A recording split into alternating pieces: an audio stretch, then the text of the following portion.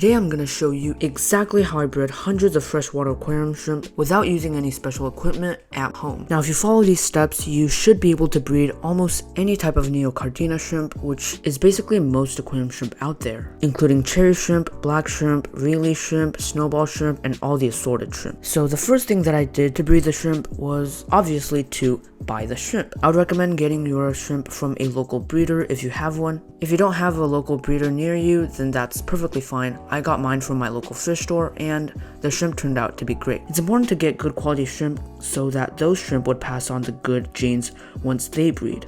So I made sure to get at least 10 of each species that I wanted to breed, and that's just because it gives you a better chance that there's males and females. Now, a really cool trick I used was to look for shrimp that had eggs on them. This means that the male has already fertilized the eggs in the female, and basically this guarantees you that you're gonna have future generations of shrimp. So I made sure to choose my shrimp wisely. Once I got my shrimp, I moved them to my 20-gallon setup, as well as some others. My goal at the time was to get rid of algae in those tanks, and I just wanted to add some shrimp to help balance the cycle and to make sure that algae is controlled. But I also wanted to breed shrimp because I've always enjoyed keeping them. I made sure that my tanks had plenty of plants, not only for them to hide in and have their own space, but also so that they could have a safe area to lay their eggs.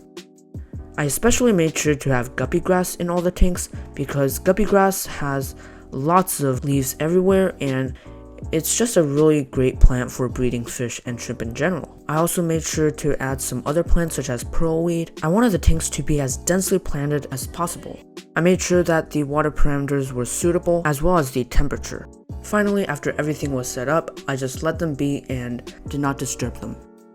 After about a week of adding them in, around a third of them had perished. I quickly found out that it was because the filter intake was not covered properly and a lot of shrimp were just sucked in there. That's because a lot of the shrimp I got were still young, even though I had some older ones. So just be sure of that and don't make the same mistake I did.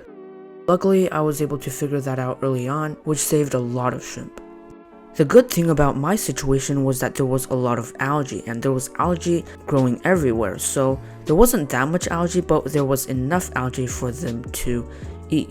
And so I did not have to feed them any algae wafers or any other type of food. And if your tank has no algae at all or very little, then I would recommend feeding high protein foods such as egg yolk or algae wafers. Because of the algae, my shrimp grew super fast, but still no babies. It wasn't until another 5 days later until I noticed the first baby shrimp. And the first batch of babies came from the blue rili shrimp. As soon as I saw that, I felt super good as it was the first time that I bred that type of shrimp. After that happened, the entire shrimp population just exploded. I started noticing other shrimp eggs in my other tanks. About a month after, the original shrimp population had quadrupled. It was some exponential growth that I absolutely did not expect. I would say a huge contributor to the population growth was the amount of algae, because that algae was constant food source for the shrimp and for their babies. So from then on, the population just grew and grew and grew, and now there are hundreds. So that's basically the process of how I got my entire shrimp army. I am going to talk about some key points that I think were very helpful in achieving this and how they contributed to the overall success. I'll start off with the quality of shrimp. As I mentioned earlier, the quality of your shrimp is very important, and I think everyone who wants to breed shrimp should make sure that their shrimp they're getting is from a good source and that they're healthy. Another important factor is the hiding spaces, the plants.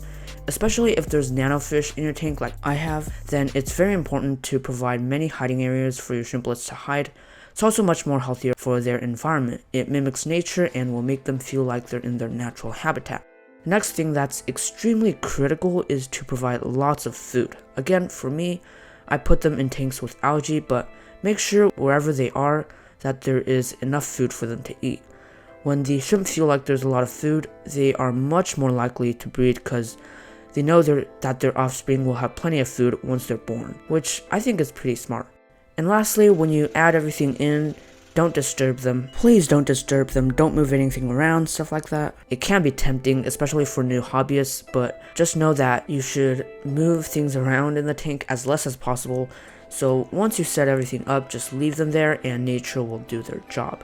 Thank you so much for watching this video. If you enjoyed it, make sure to leave a thumbs up and subscribe. And I'll see you all in the next one.